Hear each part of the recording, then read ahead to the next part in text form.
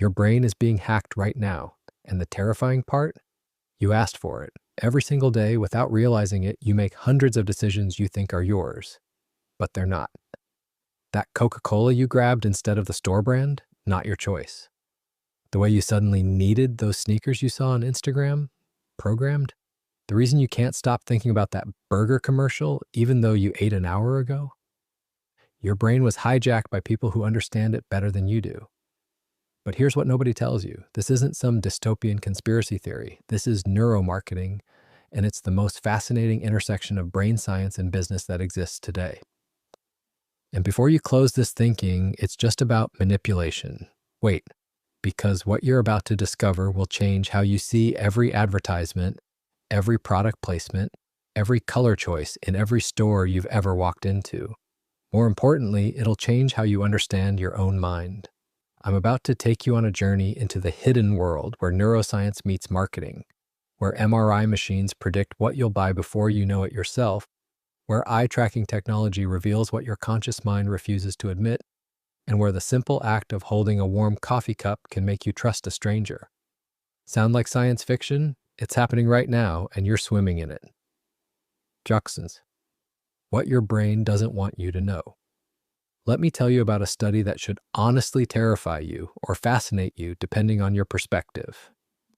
Scientists at Emory University put people in fMRI machines and showed them two colas, Pepsi and Coca-Cola.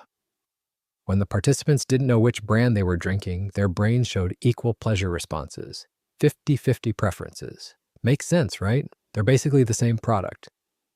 But then something extraordinary happened. When the researchers told participants which cola was which, suddenly 75% preferred Coca-Cola. But here's the kicker. It wasn't their taste buds that changed, it was their brains. The fMRI scans showed that different brain regions lit up, specifically the medial prefrontal cortex, the area associated with thinking, judging, and self-image. The brand literally changed the way their brains processed the exact same liquid. The taste didn't change, reality didn't change, but perception changed everything. This is neuromarketing in its purest, most stunning form. And if you think you're immune to it, you're exactly the person it works best on. The hidden language. Your brain actually speaks. Your conscious brain, the part that thinks it's in charge, processes about 40 bits of information per second. Impressive, right? Wrong. Your unconscious brain processes approximately 11 million bits per second. That means 99.96% of your brain's processing happens below your awareness.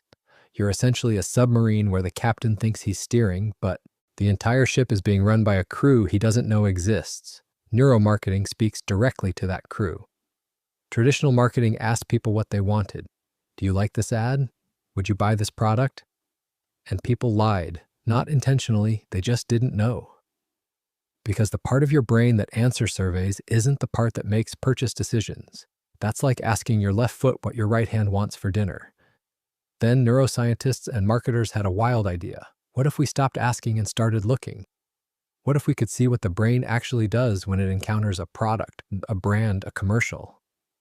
And that's when everything changed. The 3-pound universe. Inside your skull.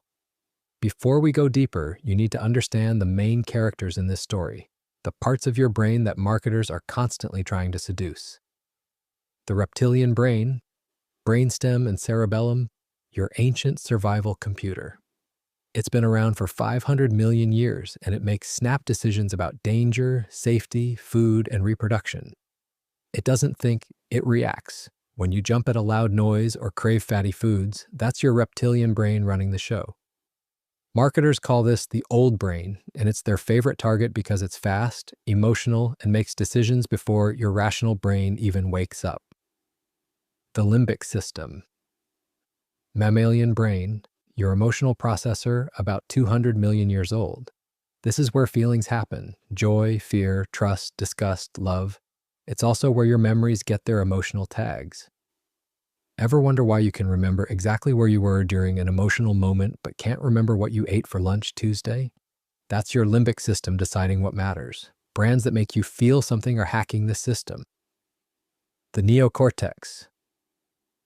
Rational brain, the new kid on the evolutionary block, only a few million years old.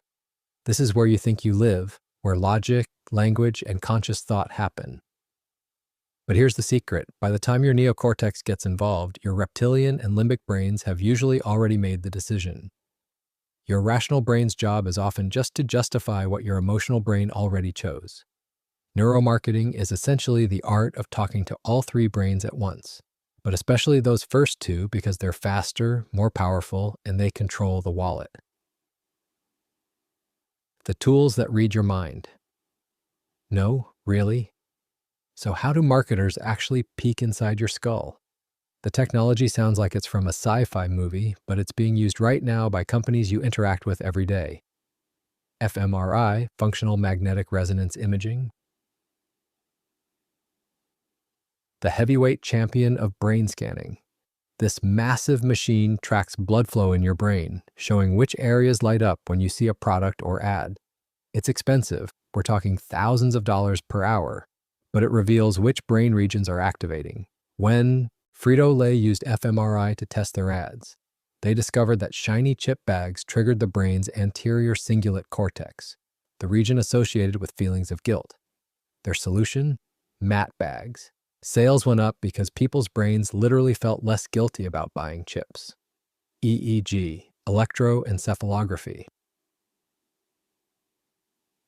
The more affordable option. Participants wear caps covered in electrodes that measure electrical activity across the brain's surface. It's not as precise as fMRI, but it's faster and cheaper. Microsoft used EEG to test how people responded to Xbox game trailers, measuring engagement second by second. When they found the exact moment's attention dropped, they re-edited the trailers. The result? Trailers that hold attention like a vice grip. Eye tracking. Cameras that follow exactly where you're looking, for how long, and in what pattern. This technology revealed something marketers had been getting wrong for decades. People don't read web pages. They scan in an F pattern. Top of the page, left side, quick scan right, back to the left, then down. That's why websites now put their most important information in that F zone. It's also why cereal boxes aimed at kids are placed on lower shelves, because eye tracking showed that's where children naturally look. GSR, galvanic skin response. Measures the electrical conductance of your skin, which changes when you sweat, even microscopically. Basically, it detects emotional arousal and stress. When your palms get sweaty during a tense movie scene, that's GSR in action. Advertisers use this to measure emotional intensity during commercials. If your GSR spikes during a car chase scene in a commercial, they know they've got you hooked. Facial coding. Software that analyzes your facial micro-expressions, tiny muscle movements you can't control. You might say you love the ad, but if your corrugator muscle, the one that creates frown lines, contracted for just milliseconds, the software catches it. Paul Ekman, the psychologist who pioneered this work, identified 7 universal emotions that flash across human faces worldwide. Now algorithms can spot these expressions in real time, revealing your true emotional response before you even know you're having it. Implicit association tests. While not strictly neurotechnology, these cognitive tests measure split-second associations in your brain. How quickly do you associate Apple with innovative? How about McDonald's with family? The speed of these connections reveals unconscious brand associations that surveys can never capture. The beauty, or horror depending on your perspective, is that these tools don't rely on what you say. They measure what you actually feel and do. Jack Sherber, the 5 neuromarketing principles that control your wallet. Now let's get into the meat of this. There are 5 core principles that neuromarketers use to influence your brain, and once you see them, you'll never unsee them. Principle number 1, the power of visual dominance. Your brain processes images 60,000 times faster than text. That's not a typo. When you see a picture of a juicy burger, your brain's visual cortex, amygdala, and insula all light up almost instantly. But when you read the words delicious hamburger, it takes significantly longer for your brain to conjure up that image and trigger the same response. This is why Instagram crushed Twitter and e-commerce. This is why Pinterest became a shopping platform. This is why every major brand now invests more in visual content than written content. But here's where it gets really interesting. Your brain has specialized neurons called mirror neurons that fire both when you perform an action and when you watch someone else perform it. If you watch someone bite into a crispy apple, the same neurons fire in your brain as if you were biting into it yourself. Food commercials abuse this mercilessly. That slow motion shot of cheese stretching from a pizza slice, your mirror neurons are firing, making your mouth water. That close-up of someone's satisfied face after sipping coffee, your brain is literally simulating that satisfaction. You're not just watching, you're neurologically experiencing. Real-world example. When Haagen-Dazs redesigned their ice cream containers, they focused on imagery that triggered the brain's reward centers. Extreme close-ups of ice cream texture, dripping chocolate, scattered berries. Sales increased by 40% in test markets. Same ice cream, different brain response. Principle number 2. The emotion before logic phenomenon. Here's a truth that rational people hate. Emotion wins every time. Not sometimes, every single time. Antonio Damasio, a neuroscientist at USC, studied people with damage to the part of their brain that processes emotions. These patients could reason perfectly well. They understood logic, could do math, could analyze problems. But they couldn't make decisions. When asked simple questions like, should we meet on Tuesday or Wednesday? They would spiral into endless logical analysis, weighing every possible factor, never reaching a conclusion. Without emotion, decision-making is impossible. Neuromarketers know this in their bones. That's why charity commercials don't show you statistics about poverty. They show you one child with big eyes looking at the camera. That's why insurance companies don't sell you probability calculations. They sell you fear of loss wrapped in hope for security. That's why Apple doesn't sell you processor speeds. They sell you the feeling of being creative, innovative, different. The famous 1984 Apple commercial that introduced the Macintosh, it barely showed the computer. Instead, it created an emotional narrative about rebellion, freedom, and breaking conformity. The neocortex had no idea what the product could actually do. But the limbic system, it was sold. Studies using fMRI have shown that products presented with emotional narratives create stronger memory encoding and higher purchase intent than products presented with feature lists. When Headspace, the meditation app, shifted their marketing from improve focus and reduce stress, rational, to feel like you again, emotional, their conversion rates jumped by 30%. Principle number 3, the scarcity and loss aversion trap. Your brain is wired to avoid losses more than to seek gains. This is called loss aversion, and it's one of the most powerful forces in decision-making. Psychologists Daniel Kahneman and Amos Tversky proved that losing $100 feels roughly twice as bad as gaining $100 feels good. This asymmetry is deeply embedded in your neural architecture. The amygdala, your brain's threat detection system, activates much more strongly for potential losses than for potential gains. From an evolutionary standpoint, this makes sense.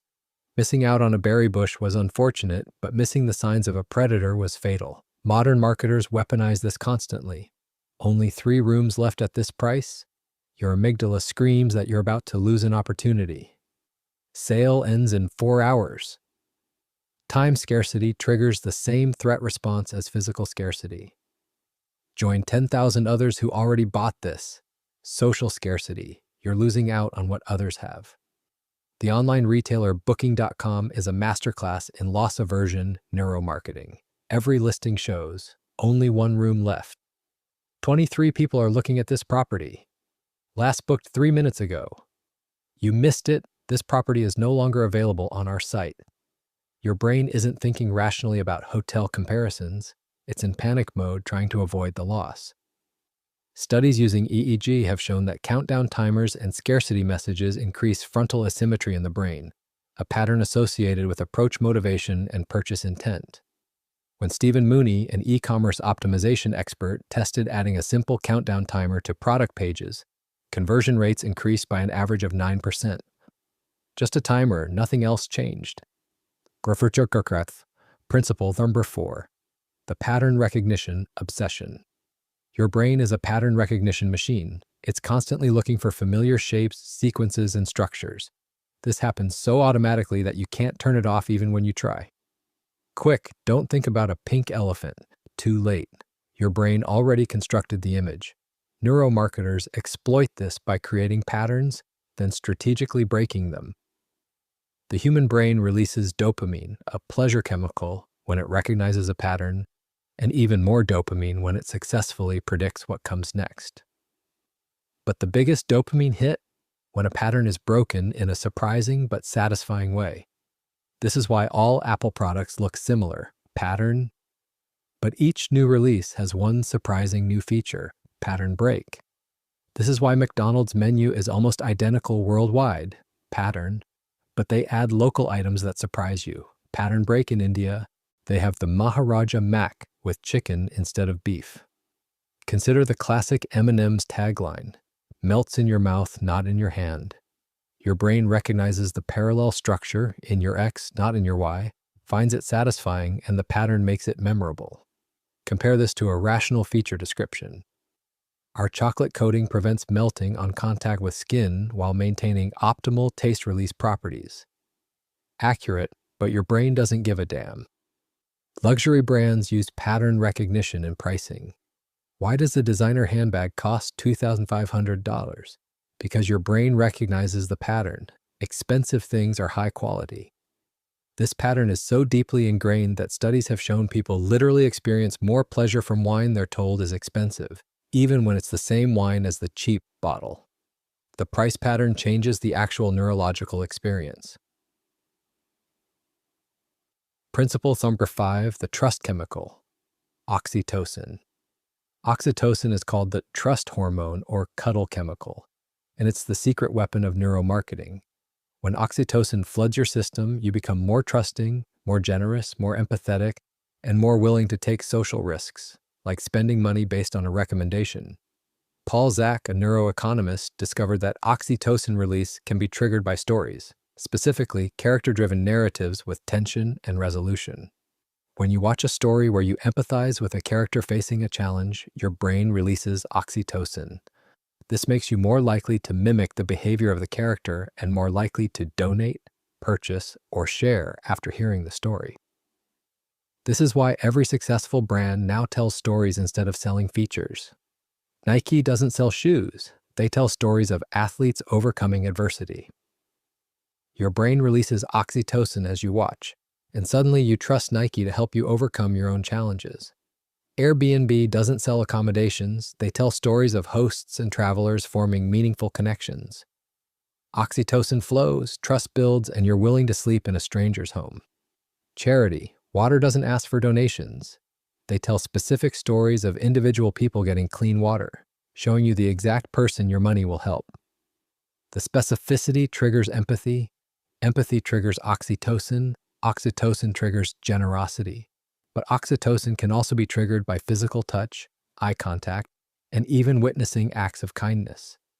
This is why luxury stores train employees to gently touch your arm or shoulder while helping you. It's not friendliness, it's neuroscience.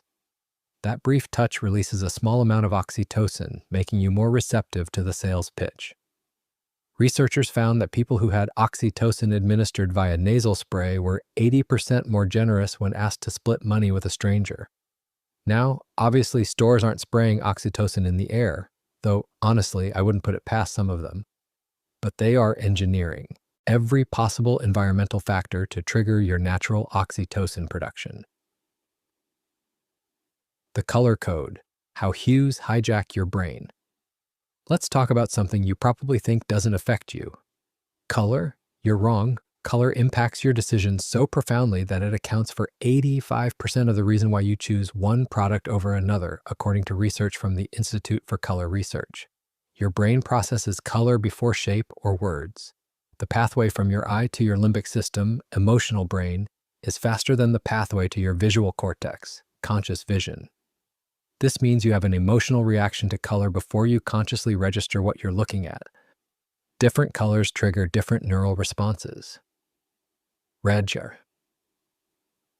increases heart rate and creates urgency. It stimulates the amygdala and increases arousal. This is why clearance sales use red signs, why Coca-Cola dominates with red branding, why restaurants use red to increase appetite. Netflix, YouTube, CNN all use red to keep you engaged and slightly on edge. Studies show that athletes wearing red win more often than those wearing blue, even when skill is controlled for. The reason? Red creates a psychological advantage through increased arousal and perceived dominance. Blue triggers the brain's prefrontal cortex associated with trust, calm, and reliability. This is why banks, insurance companies, and tech companies drown you in blue. Facebook, Twitter, LinkedIn, PayPal, IBM, Ford, all blue. When you're about to trust these companies with your money or personal information, your brain needs to feel secure. Blue delivers that. Interestingly, blue is also an appetite suppressant. There are almost no naturally blue foods, which is why you'll never see blue in a fast food restaurant's primary branding. Yellow activates the brain's logical processing centers and triggers optimism and energy. McDonald's golden arches, Best Buy's price tags, IKEA's stores, yellow grabs attention and creates a feeling of affordable happiness. But too much yellow increases anxiety, which is why it's almost always paired with a grounding color. Green. Your brain associates green with growth, health, and money. Whole Foods, Starbucks, or Spotify. Green signals that something is good for you or represents abundance. MRI studies show that green activates the brain's reward centers without the arousal of red, creating a calm positivity. Black triggers associations with luxury, sophistication, and exclusivity. It's no accident that high-end brands, Chanel, Gucci, Prada, use predominantly black packaging and store designs. Black signals that something is not for everyone, which paradoxically makes your brain want it more. Here's a mind-blowing example. Heinz tried to launch green ketchup, Easy Squirt, in 2000. It was the exact same ketchup formula, just with green food coloring. Kids loved it initially because it was novel, but adults, their brains rejected it. Viscerally, sales were briefly strong due to novelty, but then collapsed. Why? Because your brain has a deeply ingrained connection between red and tomatoes, red and food ripeness, red and taste. The green color triggered a threat response in the insula, the part of your brain that processes disgust. People said it tasted different even though it was chemically identical. Contrast this with Coca-Cola. When they briefly switched to New Coke in 1985, the formula was actually preferred in blind taste tests. But once people knew it was different, their brains rejected it. The familiar red can was supposed to contain a specific taste pattern. Breaking that pattern felt like betrayal. The backlash was so severe that Coca-Cola brought back the original formula as Coca-Cola Classic within 3 months. The sound of spending. Sonic branding's secret power. While we're talking about senses, let's discuss something most people completely overlook. Sound. Your brain processes sound faster than sight, and sound triggers emotional memories more powerfully than any other sense. Intel's 5-note bong takes just 3 seconds but has been valued at $1 billion in brand equity. McDonald's "I'm Lovin' It" jingle activates the brain's auditory cortex and immediately links to positive associations built over years of repetition. When Netflix's Ta-Dum sound plays, your brain releases dopamine in anticipation of entertainment. But sonic branding goes far deeper than jingles. Retail store music. Research by Ronald Milliman found that slower tempo music makes shoppers move slower and spend more time and money in stores. Fast tempo music increases foot traffic but decreases per customer spending. Luxury stores play classical music because studies show it makes people feel wealthier and more willing to spend. Grocery stores play music with a tempo of 60-80 beats per minute because it matches a calm heartbeat and makes shopping feel less stressful. Product sounds. The sound of a car door closing is engineered by audio experts. BMW, Mercedes, and Audi spend millions ensuring their car doors make a satisfying thunk that signals quality and solidity. The sound isn't just a byproduct, it's designed. Same with the click of a MacBook closing. the snap of a Snapple cap, the crunch of Doritos. Companies hire audio engineers specifically to make products sound expensive and satisfying. Voice characteristics. Amazon's Alexa has a female voice because studies show people perceive female voices as more helpful and trustworthy for assistant-type tasks. Banking apps use male voices because lower pitches are associated with authority and security. This isn't random, it's neuromarketing based on how your brain associates different vocal characteristics with different traits. Max Sutherland, author of Advertising and the Mind of the Consumer, discovered that ads with music are 20 to 30% more memorable than those without. But here's the catch. The music has to fit. Incongruent music, cheerful music in a serious ad, causes cognitive dissonance. Your brain struggles to reconcile the mismatch, and it actually repels you from the brand. The physical store as a brain manipulation chamber. If you think online shopping is where neuromarketing really shines, think again. Physical retail stores are carefully designed neural playgrounds, and every single detail is calculated to manipulate your brain. The right turn bias. Studies using eye tracking and movement patterns show that 90% of people turn right when entering a store. Retailers place their highest margin products on the right side entrance. Whole Foods, Target, Costco, all designed around this neurological quirk. The decompression zone. The first 5-15 feet inside a store entrance is called the decompression zone. Your brain is transitioning from outside to inside, adjusting to new lighting and temperature. Retailers learn through tracking studies that products placed in this zone are nearly invisible to shoppers, now that space is kept clear or filled with low-priority items. Scent marketing. Your olfactory bulb connects directly to your limbic system. There's no filter. Smell triggers memory and emotion faster and more powerfully than any other sense. Cinnabon places their ovens at the front of stores, allowing the smell to waft through shopping areas. Studies showed this increased foot traffic by 300%. Subway bakes their bread on site partially for freshness, but mostly for the aroma. Luxury hotels pump signature scents through their lobbies. The Weston's white tea scent is so popular that guests can buy it to recreate the feeling of being on vacation. Singapore Airlines developed a signature scent called Stefan Floridian Waters, and they infuse it into their hot towels and perfume worn by flight attendants. Passengers now associate that specific smell with the airline. When subjects were exposed to this scent in studies, their positive recall of Singapore Airlines increased dramatically, even if they had never flown with them before. Their brains created a false memory of positive experience based purely on the scent association. The layout labyrinth. Ever notice how grocery stores put milk and bread, the most common items, at the back of the store? That's intentional. The longer path through the store exposes you to thousands of other products. Your brain's working memory gets tired from making small decisions. This brand or that, do I need this? A phenomenon called decision fatigue. As your brain gets tired, you become more susceptible to impulse purchases. Those candy bars at the checkout? That's when your decision fatigue is at its peak and your self-control is exhausted. IKEA took this to an extreme. Their stores are designed with a specific path that's nearly impossible to deviate from. You wind through the entire showroom, seeing every possible product. By the time you reach the warehouse section, you've been walking for an hour, your brain is tired, and those cheap impulse items in the marketplace section suddenly seem very appealing. The Gruen transfer. Named after architect Victor Gruen, this is the moment when a shopper enters a store with a specific purpose but becomes disoriented by the environment, leading to impulse purchases. Las Vegas casinos perfected this. No clocks, no windows, confusing layouts, constant sensory stimulation. Your brain loses track of time and intention. Shopping malls use the same principles: consistent temperature, controlled lighting, piped-in music, and layouts designed to make you slightly lost.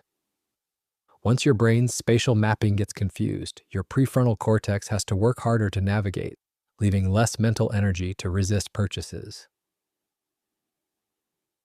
The digital brain hack. Online neuromarketing. Now let's talk about where you probably spend most of your shopping time. Online. The internet is the most sophisticated neuromarketing laboratory ever created, and every click you make feeds the machine. The infinite scroll. TikTok, Instagram, Facebook, Twitter, they all use infinite scroll. There's no natural stopping point. Your brain's natural tendency is to seek closure, to finish things. But an infinite scroll has no end, so your brain keeps going, seeking that satisfaction that never comes. Meanwhile, dopamine drips into your system with each new post, creating a slight addiction loop. Social media platforms literally hired neuroscientists to make their products more addictive. Variable reward scheduling. This is borrowed from slot machines. Your brain releases more dopamine when rewards are unpredictable than when they're consistent. This is why you compulsively check your phone. Sometimes there's a message, sometimes there isn't. That uncertainty is more addictive than consistent reward. Instagram's refresh motion, pull down to update, is intentionally designed to mimic a slot machine lever. Each pull might reveal something interesting, or might not. Your brain gets hooked on the uncertainty. Social proof indicators. 4,327 people bought this product. Joined 50,000 satisfied customers, trusted by 2 million users. These numbers trigger your brain's mimicry instinct. If others are doing it, it must be safe and valuable. This bypasses your critical thinking and speaks directly to your limbic system's need for social belonging. Amazon is a neuromarketing masterpiece. Frequently bought together, pattern recognition and social proof combined. Customers who bought this also bought. Mimicry suggestion, one-click purchasing, removes friction that might trigger rational thought. Only 3 left in stock, scarcity and loss aversion, prime delivery timer, time, scarcity, customer reviews, social proof, and oxytocin through stories. Amazon's choice badge, authority and trust signal. Each of these elements targets specific neural pathways. Together, they create an environment where your brain is constantly receiving signals to buy, all while your conscious mind thinks you're making rational decisions. The decoy effect.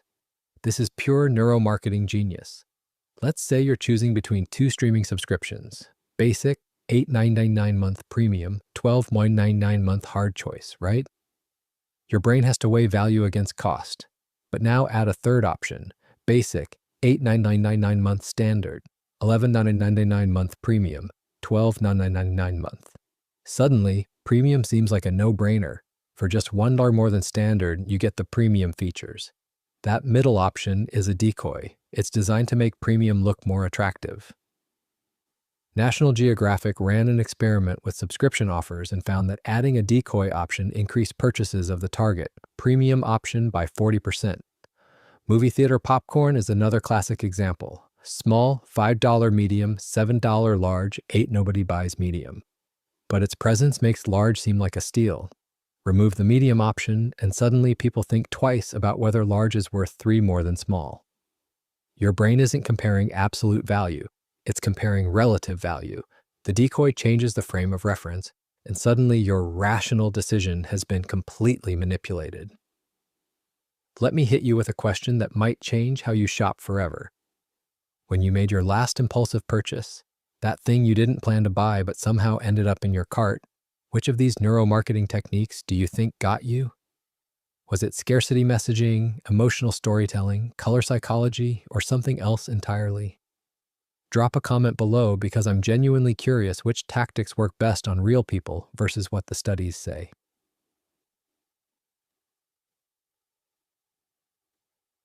The neuromarketing of words. How language rewires your brain. Words aren't just communication, they're neural activation patterns. The specific words marketers choose literally change which parts of your brain light up and how you perceive value. Power words. Certain words trigger stronger neural responses than others. Studies using fMRI show that words like free, new, proven, and guaranteed activate the brain's reward centers more than neutral alternatives. But the real power words are sensory. Velvet triggers your somatosensory cortex, touch. Sizzling activates your auditory cortex, sound. Smooth lights up multiple sensory regions at once. When Haagen-Dazs describes their ice cream as velvety, your brain simulates the texture sensation. When a steakhouse menu says sizzling steak, your auditory cortex fires as if hearing that sound. You're neurologically experiencing the product before you've purchased it. The number psychology. Your brain processes numbers differently based on their format. $1,000 versus $999.99. The 9 ending effect makes your brain encode this in the hundreds category rather than thousands, even though rationally you know it's barely different. Studies show 9 ending prices increase sales by up to 24%. 4 out of 5 dentists versus 80% of dentists. The fraction version is more persuasive because your brain visualizes 4 specific people, making it more concrete and memorable than an abstract percentage. Lose 15 pounds versus lose weight. Specific numbers activate your brain's visual imagery systems. You can picture what 15 pounds of fat looks like. Lose weight is too abstract to create a strong neural representation. Frame control. The way information is framed completely changes your brain's response, even when the actual information is identical. 95% fat-free versus 5% fat. Identical information, but the first frame creates a positive neural response, gain frame, while the second creates a negative response, loss frame. Food companies always use the positive frame. Join 1,000 customers versus don't be left behind. The first is social proof, approach motivation. The second is FOMO, avoidance motivation. Both work, but on different people with different neural patterns. Some brains are more motivated by gains, others by loss avoidance. The precision paradox. Oddly, more precise numbers are more persuasive, even when precision seems unnecessary. Lose weight in 10 weeks versus lose weight in 67 days. The second is more persuasive because the specificity suggests scientific precision and creates trust. Over 1,000 customers versus 1,247 customers. The specific number triggers your brain's pattern recognition systems differently. It feels more real, more verified, more trustworthy. The dark patterns. When neuromarketing goes too far now, we need to talk about the controversial side of neuromarketing. The techniques that are legal but ethically questionable. The ones that work precisely because they exploit how your brain is wired. Confirm shaming. No thanks, I don't want to save money as the decline button. This technique weaponizes your brain's self-image protection system. Clicking that button forces you to publicly declare, even just to yourself, that you're making a foolish decision. Your anterior cingulate cortex, the region that processes social pain, activates slightly. It's uncomfortable enough that many people just accept the offer to avoid the micro-shame. Fake scarcity. Only 2 rooms left when there are actually 50 available. This directly exploits your amygdala's threat response. The problem isn't that scarcity marketing exists. Scarcity is real sometimes. The problem is fake scarcity, which manipulates your brain's emergency systems unnecessarily. Studies show that fake scarcity can work even when consumers consciously suspect it's fake, because the limbic system responds before the rational brain can intervene. Hidden subscriptions. The dark pattern of making it easy to sign up but difficult to cancel. This exploits your brain's loss aversion and its tendency to stick with defaults. Once you're subscribed, canceling feels like a loss. Plus, the complicated cancellation process triggers cognitive load. Your brain gets tired trying to figure it out, and eventually you just keep paying rather than deal with the hassle. Disguised ads. Native advertising that looks like editorial content exploits your brain's trust mechanisms. When you read an article, your brain is in receive information mode, with your critical filters partially lowered. You process the content as informative rather than persuasive. When that article is actually a paid advertisement, your brain's been tricked into processing advertising as trusted information. The distinction between smart neuromarketing and manipulative dark patterns often comes down to one question. Does it help the customer make a better decision for themselves, or does it trick them into making a worse decision that benefits the company? The neuroscience of pricing. Why your brain can't do math. Here's an uncomfortable truth. Your brain is terrible at assessing value, absolutely terrible. And marketers know this intimately. The anchoring effect. The first number you see becomes the reference point for all subsequent numbers. Dan Ariely, behavioral economist and author of Predictably Irrational, ran an experiment where he asked people to write down the last 2 digits of their social security number, then bid on items in an auction. People with higher 2-digit numbers bid 120% more for the exact same items. A random number, completely unrelated to the products, changed what people were willing to pay. Retailers use this mercilessly. That original price with a line through it was $289, now $149. The $299 anchors your perception. Even if the product was never actually sold for $299, your brain now sees $149 as a bargain. Department stores build their entire pricing strategy around this. They set artificially high regular prices so they can constantly offer sales that anchor you to inflated values. Price-ending psychology. We already mentioned 9 ending prices, but it goes deeper. Prices ending in 0.99 are seen as deals and bargains. Prices ending in 0.00 are seen as premium and quality. Prices ending in 0.95 are seen as sophisticated and upscale. Luxury brands avoid 0.99 endings because it triggers your brain's bargain hunting circuits. A $1,000 watch feels luxurious. A $999.99 watch feels like it's on sale. Same practical price, completely different neural activation. The pain of paying. Your insula, the brain region that processes physical pain, also activates when you spend money. Marketers call this the pain of paying, and entire strategies exist to minimize it. Credit cards reduce the pain of paying compared to cash. You're spending abstract numbers, not tangible money. One-click purchasing reduces the pain. Less time between decision and purchase means less time for your insula to protest. Subscription models reduce the pain. One payment decision, many. Consumption instances, free shipping over $50, reduces the pain. You're not paying for shipping, you're saving money. Apple Pay, Google Wallet, cryptocurrency, every payment innovation that makes spending feel more abstract is essentially pain reduction technology for your insula. The Goldilocks effect. Given 3 options, your brain naturally gravitates toward the middle option. Too cheap feels low quality, too expensive feels excessive, but the middle feels just right. This is why restaurants often place an extremely expensive wine on the menu, not because they expect to sell it, but because it makes the second most expensive wine seem reasonable by comparison. The future of neuromarketing, brain interfaces, and AI. The neuromarketing techniques I've described so far are already in use, already affecting your daily decisions. But what's coming next is even more sci-fi. AI-powered personalization. Machine learning algorithms can now predict your preferences based on micro-behaviors you're not even aware of. Netflix doesn't just recommend shows based on what you've watched. It analyzes how long you hover over different thumbnails, when you pause, when you re-watch scenes, even what time of day you watch certain types of content.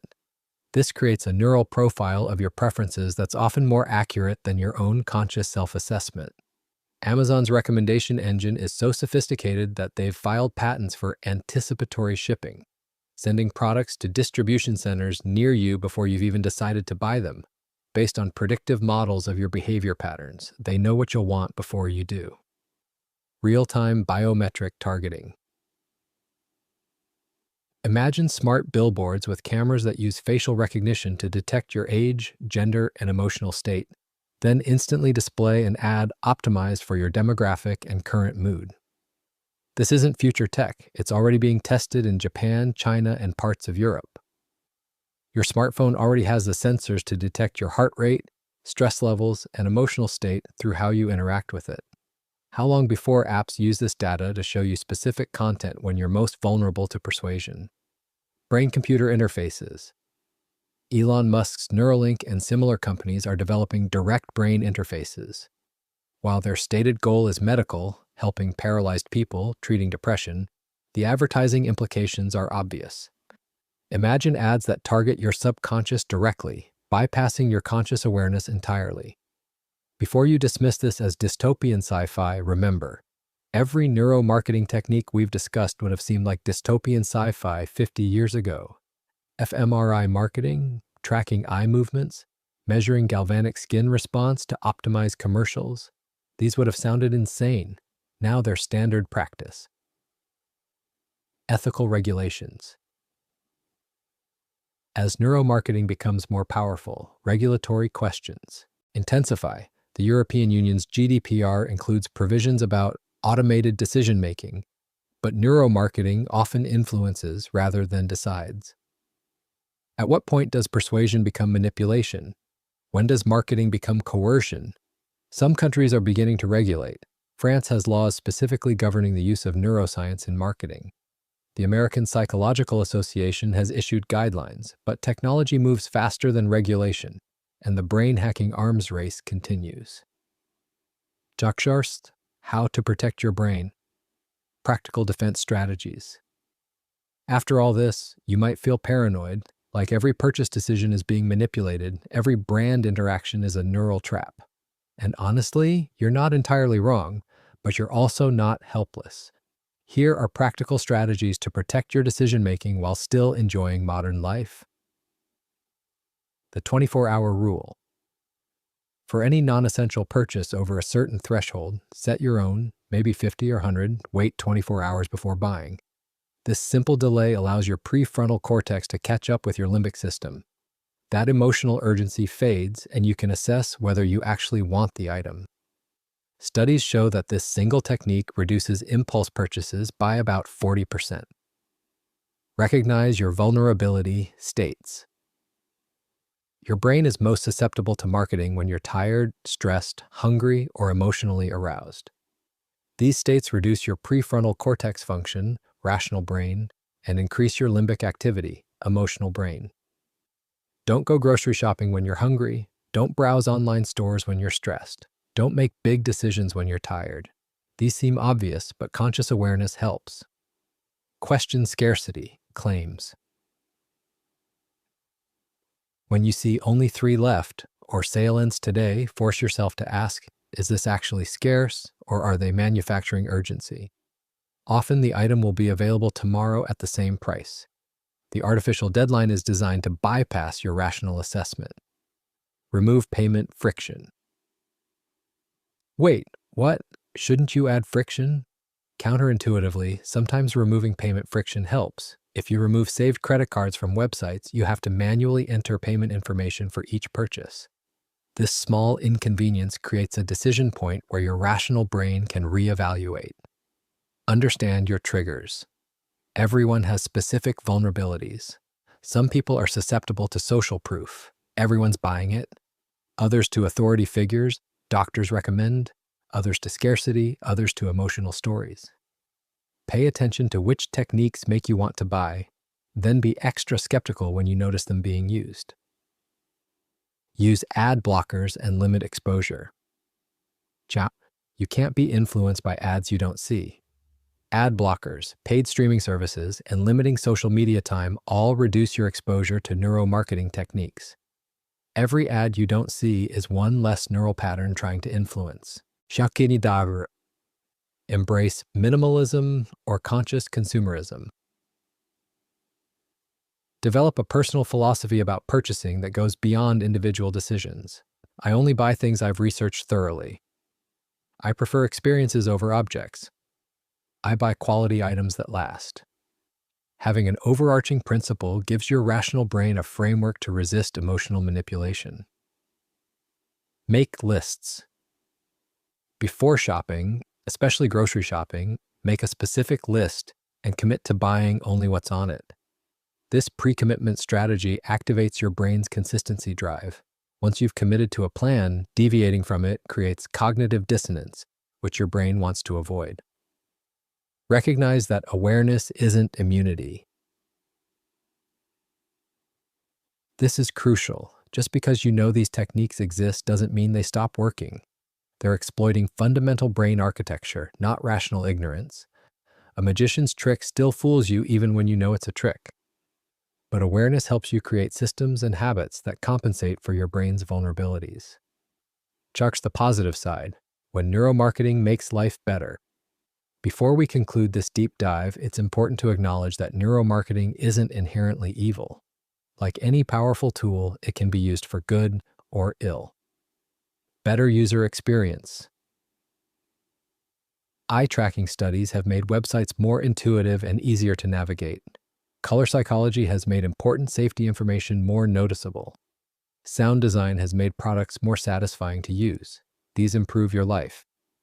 More effective communication. Understanding how the brain processes information has made public health campaigns more effective. Anti-smoking ads, safe driving campaigns, and vaccination promotion have all benefited from neuromarketing principles. The same techniques that sell products can also save lives. Matching products to real needs. When neuromarketing reveals that consumers consistently prefer product A over product B in blind tests, despite claiming the opposite in surveys, that information helps companies make better products. Your stated preferences often differ from your actual preferences, and neuromarketing helps bridge that gap. Personalization that serves you. When Netflix recommends shows you genuinely enjoy, when Spotify creates playlists that perfectly match your mood, when Amazon suggests products you actually needed, that's neuromarketing working in your favor. The algorithm knows your brain's patterns and uses them to increase your satisfaction. Reducing decision fatigue. In a world with infinite options, well-designed choice architecture, a neuromarketing application, can actually make decisions easier and less stressful. The paradox of choice is real. Too many options overwhelm your brain and reduce satisfaction. Good neuromarketing can simplify without manipulating. The key difference is intention. Is the technique being used to help you make better decisions for yourself or to manipulate you into decisions that benefit someone else at your expense? The neuroscience of brand loyalty. Why you're married to your phone. Let's talk about why you'll defend your smartphone brand like it's a family member. Apple versus Android debates get heated because they're not really about technology. They're about identity. When neuroscientists used fMRI to scan the brains of Apple fanatics viewing Apple products, they found something shocking. The same brain regions activated as when religious people viewed religious imagery. The prefrontal cortex areas associated with critical thinking actually deactivated. Branding had literally created a religious-like devotion that bypassed rational analysis. This happens through a process called neural coupling. When you consistently pair a brand with positive experiences and emotions, your brain creates strong associative pathways. Over time, the brand itself triggers the positive emotional response, independent of the product. Think about your first car, your first smartphone, your first laptop. Your brain formed powerful memories associated with these products. Now, those brands carry emotional weight that has nothing to do with current product quality. Nostalgia is neuroscience. This is why brand loyalty is so valuable and why companies spend billions building it. A loyal customer isn't just someone who repeatedly buys. They're someone whose brain has been rewired to prefer your brand at a neural level. The endowment effect. Once you own something, your brain values it more highly. Studies show that people demand much more money to sell an item they own than they would pay to buy the same item. Ownership creates a neural attachment. This is why try before you buy is so effective. Once you've used something for a week, your brain starts treating it as yours. Returning it feels like a loss, triggering loss aversion. Car dealerships have known this forever. The test drive isn't about checking if the car works, it's about getting your brain to take ownership. The social media brain trap. We can't discuss modern neuromarketing without addressing social media, which represents the most sophisticated behavior modification system ever created. Social media platforms are designed by teams of neuroscientists, behavioral psychologists, and UX experts specifically to maximize engagement, which really means maximizing time spent and content consumed. Every feature is A/B tested on millions of users to find what keeps brains hooked. The variable reward schedule. We mentioned this earlier, but it deserves emphasis. Social media uses the same reward timing as slot machines. Sometimes you get likes, sometimes you don't. Sometimes there's interesting content, sometimes there isn't. This unpredictability is more addictive than consistent rewards because your brain releases more dopamine in anticipation of possible reward than for certain reward. Social comparison and FOMO. Your brain's social comparison systems evolved for communities of 50, 150 people. Now you're comparing yourself to thousands or millions. Seeing others highlight reels, even while knowing intellectually that it's curated, triggers your comparison circuits. Your anterior cingulate cortex activates, the same region that processes social pain and physical pain. FOMO, fear of missing out, is loss aversion applied socially. When you see friends at an event without you, your brain processes this as social rejection. The amygdala triggers a threat response. The solution? Stay connected constantly, never miss anything, keep scrolling. Infinite content, finite attention. The infinite scroll creates a paradox. Your brain's novelty-seeking drive keeps you scrolling for something better, but there's always something new, so you never feel satisfied. You're running on a hedonic treadmill, pursuing satisfaction that the system is designed never to deliver fully. The platforms aren't evil, but they are optimized for engagement, not for your well-being. Understanding the neuromarketing behind them helps you use them more consciously. The neuroscience of stories. Why narratives control. You humans are story processing machines. Your brain is literally wired to think in narratives. When you experience events, your hippocampus doesn't just record facts, it constructs stories with beginnings, middles, and ends. This is why brand storytelling is the most powerful form of neuromarketing. When you hear a fact, two brain areas activate: Broca's area, language processing, and Wernicke's area, language comprehension. When you hear a story, your entire brain lights up: visual cortex, motor cortex, sensory cortex, emotional centers. You're not just understanding the story, you're experiencing it. The hero's journey in marketing. Joseph Campbell identified the monomyth, the hero's journey that appears in stories across all cultures. Marketers have weaponized this. Ordinary world. You, the customer, have a problem. Call to adventure. You discover a solution, the product. Refusing the call, skepticism, doubt. Meeting the mentor. The brand helps you crossing the threshold, making the purchase tests and trials using the product. Reward, achieving the desired outcome. Return, transformed. You're now a loyal customer who evangelizes to others. Nike does this in every ad. The athlete, you, faces a challenge, problem, overcomes obstacles using Nike products, and achieves victory, the transformation. Your brain processes this as your own potential story, and the mirror neurons make you feel the achievement before you've even bought the shoes. Testimonials and case studies. Why are these so effective? Because they're stories with characters you can relate to. John lost 30 pounds using our program isn't just information, it's a narrative. Your brain creates a mental model of John, simulates his experience, and releases oxytocin as you empathize with his journey. Now you trust the program because your brain has neurologically experienced John's success. The neuromarketing of packaging. Why you judge books by their covers. The second your eyes land on a product package, your brain makes judgments about quality, value, and desirability, all before conscious thought kicks in. The weight effect. In blind tests, people consistently rate heavier products as higher quality, even when weight has no relationship to function. This is why premium brands use heavier packaging, thicker paper for business cards, and dense materials for product casings. Your brain equates weight with substance. Apple's packaging is a neuroscience masterclass. The weight, the texture, the way the box lid slides off with slight resistance, all calculated. Studies show that unboxing an Apple product activates reward centers in the brain similar to unwrapping a gift. The product experience begins before you even see the device. Texture psychology. Smooth textures trigger associations with sophistication and refinement. Rough textures suggest authenticity and naturalness. Glossy finishes imply modernity and technology. Matte finishes suggest understated luxury. Cosmetics companies spend fortunes on package texture.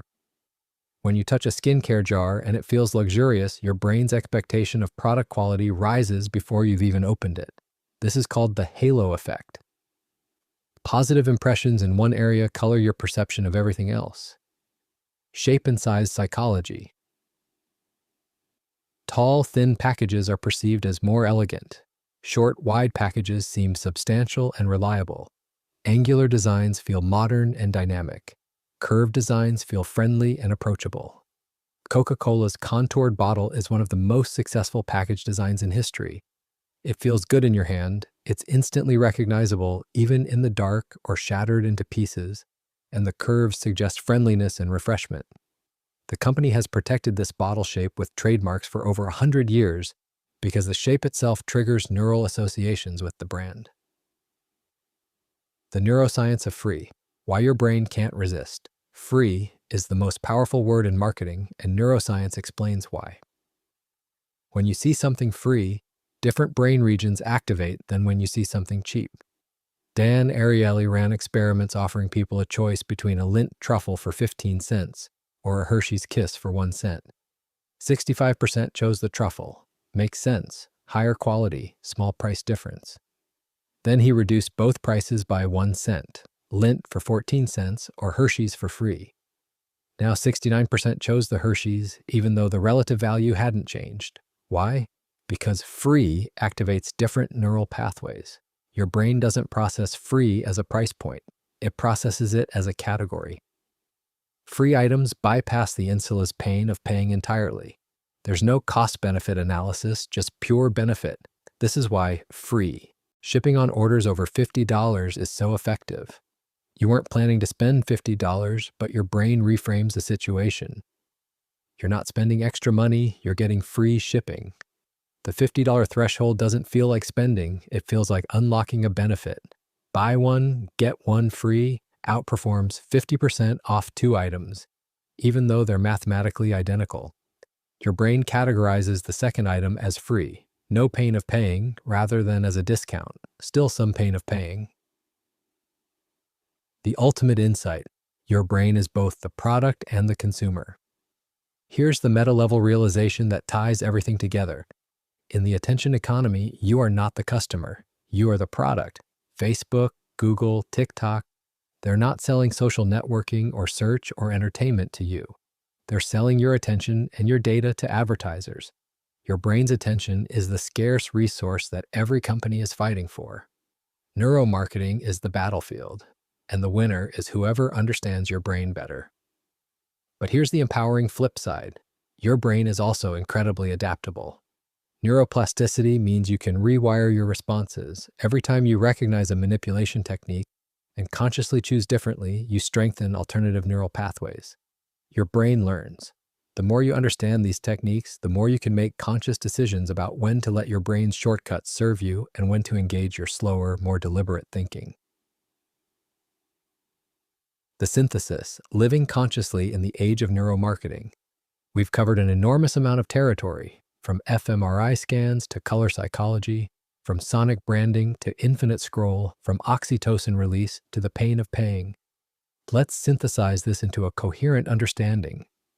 Your brain is not you. Your brain is a biological organ that evolved over millions of years to solve problems that no longer exist. It's optimized for survival in an environment of scarcity, predators, and small social groups. Modern marketers exploit the mismatch between your brain's ancient wiring and the modern environment. Awareness is the first step. You can't completely overcome your neurobiology, but you can work with it rather than against it. Knowing that scarcity messages trigger your amygdala doesn't make your amygdala stop responding, but it gives your prefrontal cortex a chance to intervene. Systems beat willpower. Don't rely on being strong enough to resist manipulation in the moment. Create systems that prevent the manipulation from reaching you. Ad blockers, shopping lists, 24-hour rules, unsubscribing from marketing emails. Not all neuromarketing is manipulation. Some of it genuinely improves your experience. The art is distinguishing between marketing that helps you get what you actually want versus marketing that makes you want things that don't serve you. Your attention is your most valuable resource. In an economy built on capturing attention, being deliberate about where you place yours is an act of self-determination. Every scroll, every click, every view is a choice about what gets access to your neural real estate. The final mind blow. You're already changed. Here's the last twist. Just by reading this essay, your brain has changed. You've formed new neural connections about neuromarketing. You've encoded new patterns that will activate the next time you see a countdown timer, a red sale sign, or a only 3 left message. Your reticular activating system, the part of your brain that determines what you notice, has been programmed. You'll now see these techniques everywhere. You can't unsee them, and that's the point. Neuromarketing works best when it's invisible. Awareness diminishes its power. Not completely. Remember, knowing about a magic trick doesn't always prevent it from fooling you, but significantly. Every time you notice a technique being used on you, every time you pause and think, wait, is this scarcity real or manufactured? Every time you recognize an emotional appeal for what it is, you're exercising your prefrontal cortex. You're building stronger executive function. You're taking back a small piece of sovereignty over your own decisions. The future will bring more sophisticated neuromarketing, not less. AI, brain interfaces, predictive analytics. The tools will get sharper, but your brain can adapt too. Humans are the most flexible, learning-capable species on the planet. We can learn to navigate this landscape consciously. The goal isn't to never be influenced. That's impossible. We're social creatures. We learn from each other. We respond to our environment. That's not a bug, it's a feature. The goal is to be influenced consciously, to choose which messages to let in, which neural pathways to strengthen, which brands and products genuinely serve your values and needs. Shakshin, your brain, your choice. In the end, neuromarketing reveals a profound truth. Your brain is the most complex object in the known universe, and it's also surprisingly hackable. Every decision you make happens through neural pathways that can be influenced, triggered, and directed by those who understand them. But consciousness, that mysterious emergent property of your 86 billion neurons, gives you something unique, the ability to observe your own brain's processes and, at least sometimes, override them. You can't stop being human. You can't disable your amygdala's threat response or your limbic system's emotional reactions. You can't prevent your mirror neurons from firing or your insula from creating the pain of paying. But you can notice, you can pause, you can choose. Every time you do, you're not just making a better purchase decision, you're exercising your agency in a world designed to erode it. You're proving that consciousness is more than just the sum of neural processes. You're demonstrating that humans can understand the systems that influence them and adapt accordingly. That's not just neuroscience. That's not just marketing. That's the story of human evolution continuing in real time as our minds learn to navigate the environment we've created. Your brain has been hacked, but now you know the code. The question is, what will you do with that knowledge? The next time you're about to make a purchase, pause for just 10 seconds. Notice what you're feeling. Notice what triggered the desire. Notice which techniques from this essay are at play. Then decide, not from your amygdala or your limbic system, but from your prefrontal cortex. Make the choice that serves you, because in a world of neuromarketing, the most radical act is conscious decision-making, and that power, that's one thing no one can take from you unless you give it away unconsciously. So stay conscious, stay curious, and remember, your brain is an incredible tool. Make sure you're the one using it.